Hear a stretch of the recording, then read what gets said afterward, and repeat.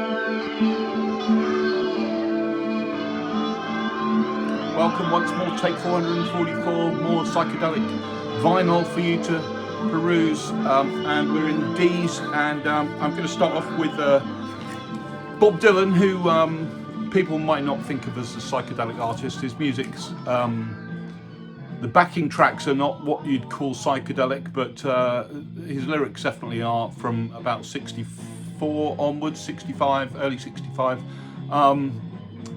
And he was very important to this whole scene, as everybody I'm sure knows. you could say that he was the start of acid folk in a way, with Mr Tambourine Man, stuff like that. And you heard an excerpt from Mr Tambourine Man at the beginning there. I hope you enjoyed that. That was my own creation.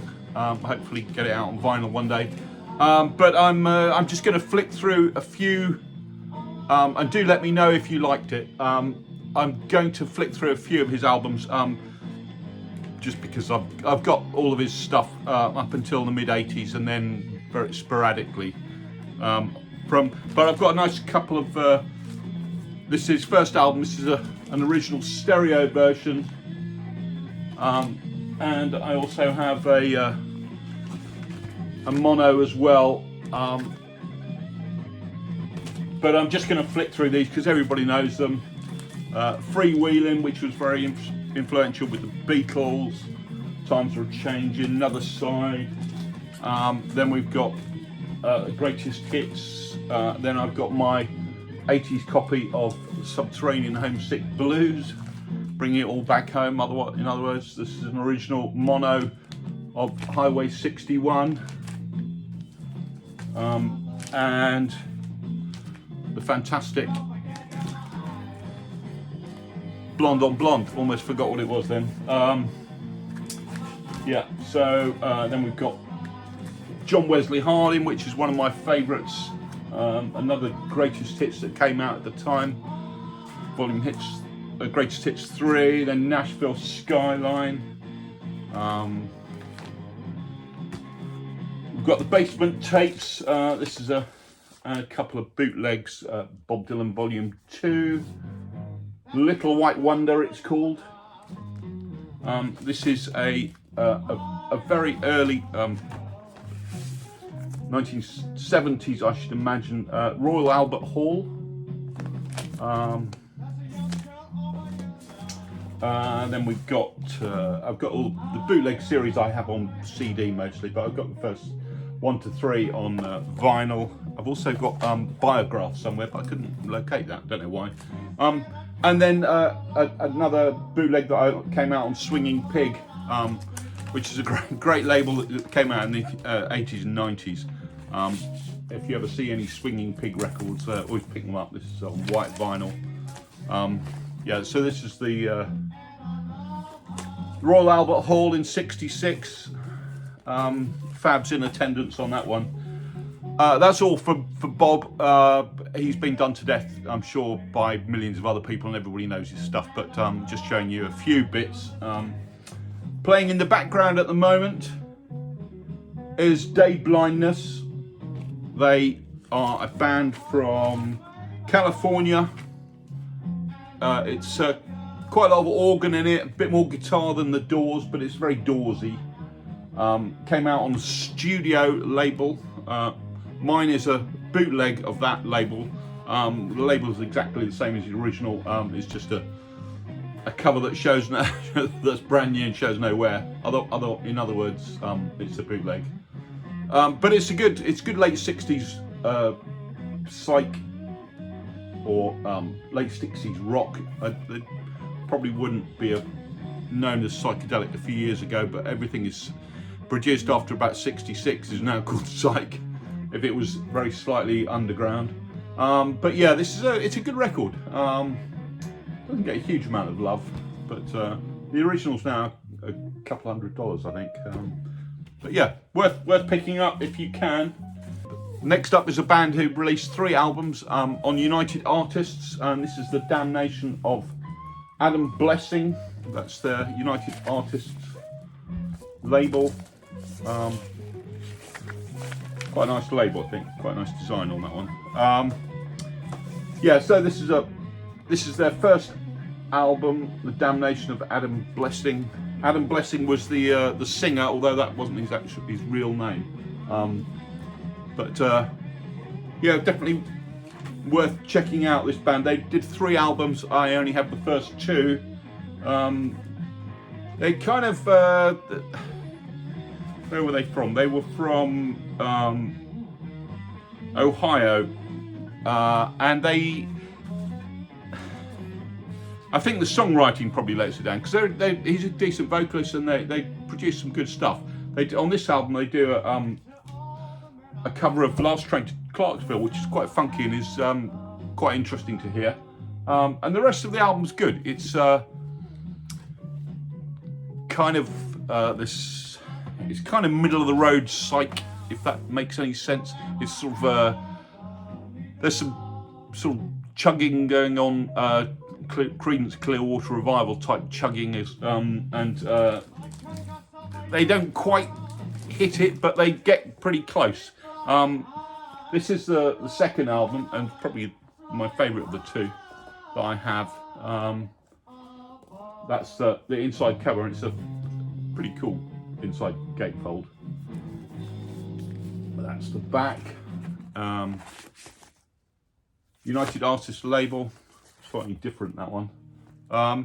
Yeah, this is the second Damnation, came out in 69, I think the first one's 68, is that right?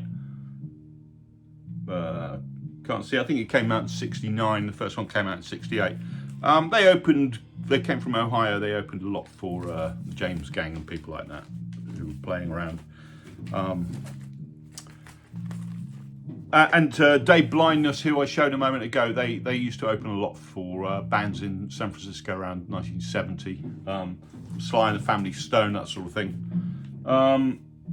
And to my last album that I'm showing today, it's a quite brief video, is December's Children and Everybody's. So I guess they're named after the Stones compilation that was, I think it was an American release. This was on Mainstream. This is a reissue, obviously, on sort of translucent scarlet vinyl. It's the label. This is quite an interesting record. So they weren't really a psych band. They'd been around a bit before Psychedelia. I think they were from Ohio as well. Before Psychedelia actually reached mid-America, the Midwest. But the record company kind of pushed them in that direction slightly, and certainly chose the album sleeve. They had no control over the album sleeve at all. The record, it's a great psych cover. The record company tended to kind of bill them as a psych group, but they really weren't. And some of it on here isn't psych, but it's good late 60s pop. But there's quite a lot. There's a male and female singer, and when they do turn up the psych, like as on the first track on side one, Trilogy, they're very good. There's lots of sort of doomy organ and stuff. They're definitely worth listening to. Jane's song "The Slow One" is another favourite of mine.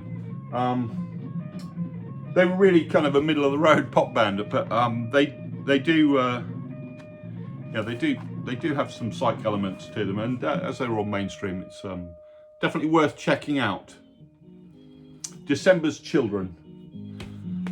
And that's all for this week. I shall try and get some more out soon. I know a bit sporadic, but I'm lead busy life as everybody does. And these videos tend to take a lot longer than I expected. But anyway, that's all for this week, and I'll see you again soon. Bye.